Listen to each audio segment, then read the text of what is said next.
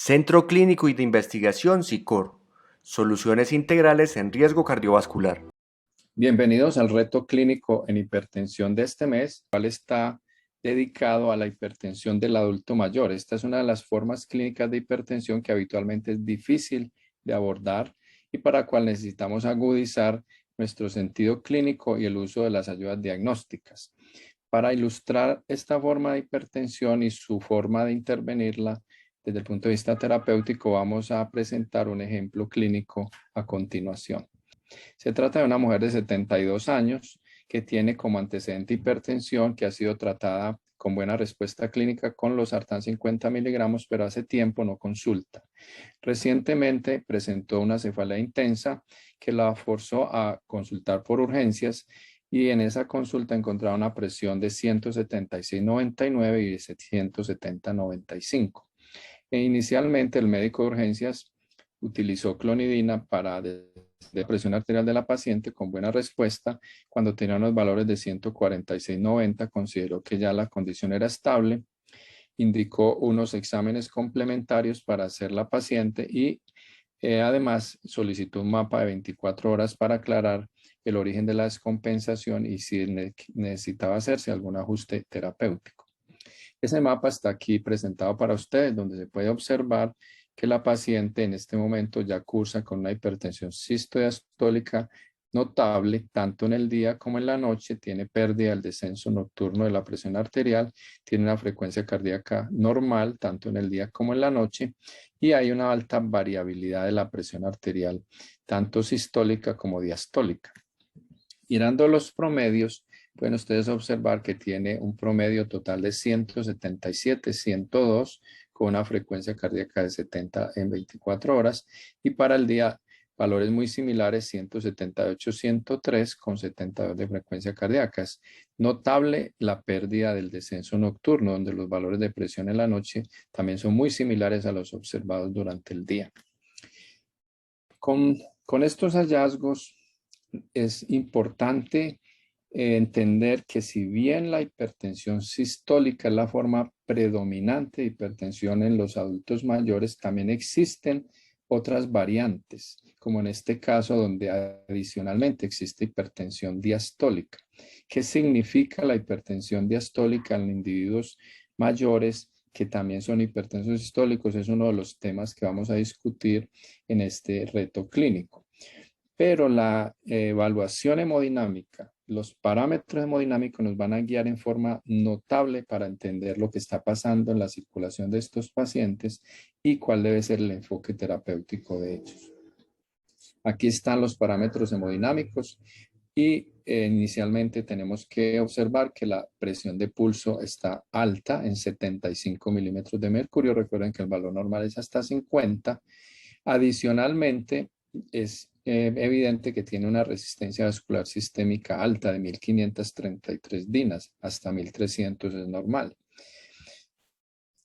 Otro de los hallazgos importantes es la velocidad, que está en 14.6 metros por segundo, normal hasta 10 metros por segundo. Y también presenta un volumen latido alto. Por lo tanto, con la frecuencia cardíaca que vimos en la paciente, su índice cardíaco y su gasto cardíaco están elevados. Esos hallazgos combinados nos indican que hay varias alteraciones circulatorias en esta paciente, donde predomina la resistencia vascular alta, un volumen latido aumentado que genera un gasto cardíaco también alto. Por ende, con estos hallazgos hemodinámicos se hizo la sugerencia de manejar la alta resistencia vascular existente, pero también el volumen circulante aumentado.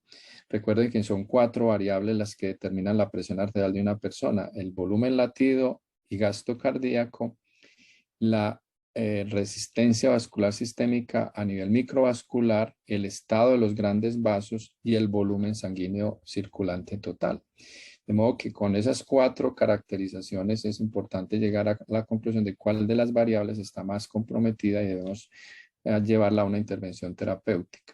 En este caso, el clínico hizo un cambio terapéutico y pasó la paciente a un esquema de tratamiento con 2 vasodilatadores, valsartán y amlodipino, y con clortalidona. Vamos a ver el estudio de control que le ordenó a la paciente, el cual fue realizado después de 2 meses de tratamiento con este esquema de medicación. Pueden verlo acá. Observen que en forma sorprendente hay normotensión ya. La paciente tiene una presión sistólica por debajo de la línea de 135 en el día y por debajo de 120 en la noche. Igualmente para la diastólica, mayoritariamente las presiones están por debajo de la línea de 80 milímetros, 85 acá y 70 acá. La frecuencia cardíaca tiene algunos cambios discretos sin ser muy notables y las cargas de presión descendieron drásticamente. Se normalizaron las cargas sistólicas y tiene un ligero incremento en la carga diastólica. Si miramos los promedios de presión, observen que tiene 117,80 y una frecuencia de 76 en 24 horas y durante el día 121,83 con un promedio de frecuencia cardíaca de 84. Esos hallazgos son muy contrastantes con relación al estudio y solamente para clarificar la condición hemodinámica, aquí les muestro la comparación de los parámetros hemodinámicos entre el mapa inicial y el segundo estudio. Miren cómo una reducción importante en la resistencia vascular sistémica y también en la velocidad de onda de pulso. Lo más notable es que el volumen latido cardíaco disminuyó en forma significativa y por ende el índice y el gasto cardíaco también lo hicieron. La presión de pulso bajó de 75 a 37 milímetros de mercurio y la presión arterial media se normalizó. Es decir, hay una respuesta terapéutica muy exitosa en esta paciente a raíz del entendimiento de las características hemodinámicas que se identificaron en el estudio inicial y a través del cual se hizo la prescripción terapéutica. De este reto clínico hay 2 preguntas. La primera es ¿cuál es el fenotipo hemodinámico de esta paciente? Tenemos 4 opciones: rigidez arterial, neurogénico con efecto cardíaco y vascular, vasoreactivo y cardiogénico. Vamos a dejar unos segundos para hacer la elección de cuál sería la mejor opción de respuesta, porque vamos a hacer el análisis del reto aquí mismo durante esta presentación. La segunda pregunta es: de los 3 fenotipos que existen de hipertensión del adulto mayor, ¿cuál es el que esta paciente presenta? ¿El de rigidez arterial estructural, el de pseudohipertensión o el de vasoconstricción? Bien, unos segunditos para que ustedes consideren la elección que consideran más indicada y vamos a hacer el análisis a continuación. Lo primero es que para analizar la hipertensión del adulto mayor, si bien es frecuente que la hipertensión sistólica predomina en estos individuos, es importante que miremos el estado de la presión diastólica, porque esa es la que nos va a determinar en gran parte cuál es la condición de la circulación. Por eso he puesto acá la línea de presión diastólica de 80 milímetros de mercurio en esta línea punteada para graficarles los 3 tipos de hipertensión sistólica que se ven en los mayores de 70 años. Está esta primera variable en la cual existe un aumento significativo de la presión sistólica por debajo de la línea de 130 en el día, 35 en el día, pero con una diastólica de 80K. Miren que la mayoría de las presiones diastólicas están por debajo de 80 milímetros de mercurio. Es decir, esta persona tiene una variante que se llama hipertensión sistólica aislada. Comparémoslo con este segundo subtipo. Pueden observar que si bien la presión sistólica igualmente está alta, la diastólica también. Este es el registro del caso que estamos aquí analizando, donde tiene hipertensión sistodiastólica y lo más llamativo, que suele ser la característica de las personas adultas mayores, es que son formas de hipertensión divergente.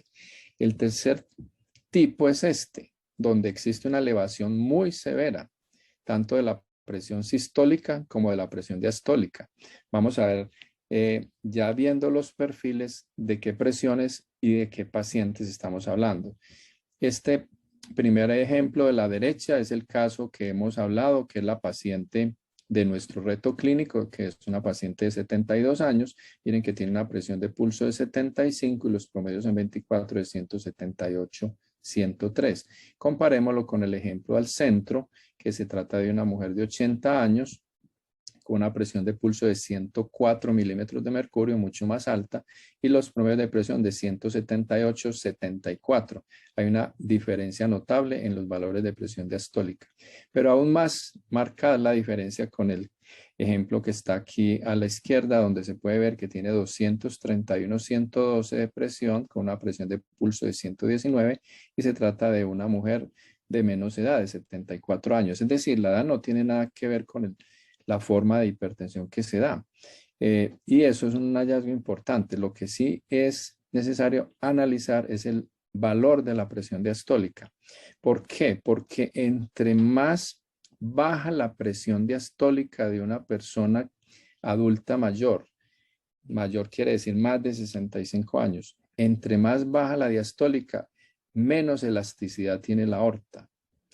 Y entre más alta la diastólica, mayor la resistencia vascular. Es decir, el punto que encuentre la presión arterial diastólica nos va a decir en gran medida cuál es el estado de la aorta en cuanto a elasticidad o cuál es el estado de la microcirculación en términos de resistencia. Dicho de otra manera, esta paciente tiene una resistencia vascular sistémica alta porque su presión diastólica está por encima de 80 milímetros de mercurio. Y esta persona tiene una disminución muy importante de la elasticidad aórtica porque sus valores promedio de diastólica están por debajo de 80 milímetros de mercurio. Ahora analizamos este ejemplo. ¿Qué quiere decir? Aquí ven, por ejemplo, una síntesis de lo que les he mostrado. Entonces, esta es la forma clásica de hipertensión sistólica aislada, que básicamente es rigidez arterial estructural, es hipertensión por rigidez aórtica y habitualmente el manejo es con calcioantagonistas dihidropiridínicos o no dihidropiridínicos, dependiendo de cómo esté la frecuencia cardíaca, y complementariamente se usan las tiazidas. En la segunda forma, que es la que está aquí a su derecha, que es una forma sistodiastólica, lo que acabo de mencionar es que tienen resistencia vascular alta, es decir, predomina la vasoconstricción y por ende el tratamiento son vasodilatadores. En este ejemplo de la rigidez que da hipertensión sistólica, un vasodilatador puro puede generar problemas de excesiva hipotensión diastólica, lo cual no es bueno para un paciente adulto mayor, en contraste con el de la derecha, que tiene mucha vasoconstricción y este tipo de medicamentos es favorablemente recibido. Y si hay aumento en el volumen circulante o en el volumen latido, las tiazidas adicionalmente pueden ser un medicamento de mucha utilidad. Esta otra variante, que es la sistodiastólica severa, habitualmente hay que descartar que exista aterosclerosis, es decir, que la aorta esté muy rígida o igualmente la arteria braquial o radial por esclerosis de la parte media de la pared vascular. Y en esos casos lo que habría es una pseudohipertensión. Uno tiene que sospechar pseudohipertensión en un adulto mayor de 65 años cuando su presión diastólica es más de 100. Y eso es importante y hay que hacer la maniobra de Osler, como recuerdan, que es comprimir la arteria braquial y tocar a nivel de la radial para ver si se palpa todavía. Si se sigue palpando a pesar de ocluir la arteria braquial es porque probablemente se trata de una pseudohipertensión. Eso lo podemos hacer manualmente o utilizando el brazalete, inflándolo hasta que desaparezca el pulso. En estos casos, entonces, el manejo es distinto. Habitualmente hay que descartar otros problemas a nivel arterial, o si se trata de una pseudohipertensión como tal, pues obviamente estos valores no son reales y están amplificados por el hecho de que la arteria no es colapsable. Esos son esencialmente los tres tipos de hipertensión sistólica en mayores de 70 años que tenemos que mirar, y si los podemos diferenciar bien, el tratamiento lo podemos asignar acorde con esos fenotipos.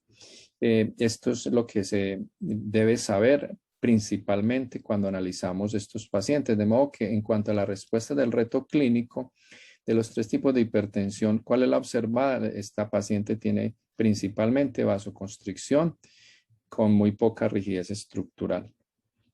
¿Y cuál es el fenotipo? Se trata de un fenotipo neurogénico con efecto cardíaco y vascular. Recuerden que tiene aumento de la resistencia vascular, pero también tiene efectos cardíacos importantes. Aquí se los mostré hace un momento, en el cual, además de la presión de pulso alta, la paciente tiene resistencia vascular elevada con una VOP alta, que habla de rigidez, pero que también indica que un volumen latido aumentado existe y con un volumen que lleva a un índice cardíaco aumentado.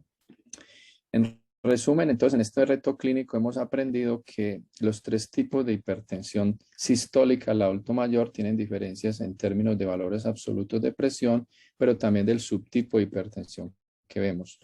El subtipo sistodiastólico divergente, que se caracteriza por mayor vasoconstricción, habitualmente tiene presiones diastólicas por arriba de 80 milímetros de mercurio.